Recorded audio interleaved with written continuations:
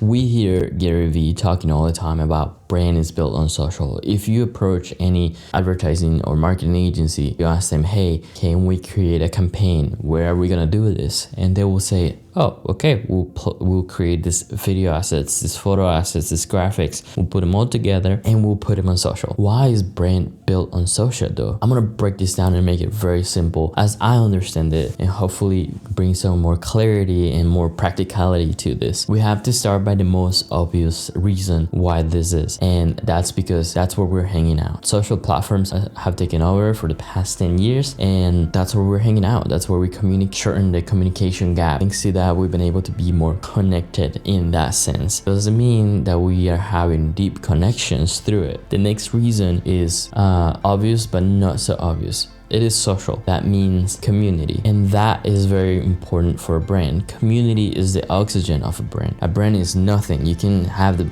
most solid brand in the world, but if you don't have an audience, then you have nothing. And the reason why this is because that's the goal of a brand, to create deep connections, to create that loyalty and that following, so that they can survive, so that they can thrive with whatever their goals are. And not all brands may aim to make money. A lot of them may aim to create impact. Last but not least, brand is about people, which we talk about. Therefore, it's about story. That's why I mentioned that without community, brand is nothing. Once you have that community, you have to connect with them. You can create deeper connections. You can evoke deeper emotions through photography, through videography, and also through consistency. You keep showing up, you keep showing them what you're about. Through storytelling, they will be able to relate. They will be triggered every single time that you see them, depending on what it is that you show them more often. That's how they will react to you every time.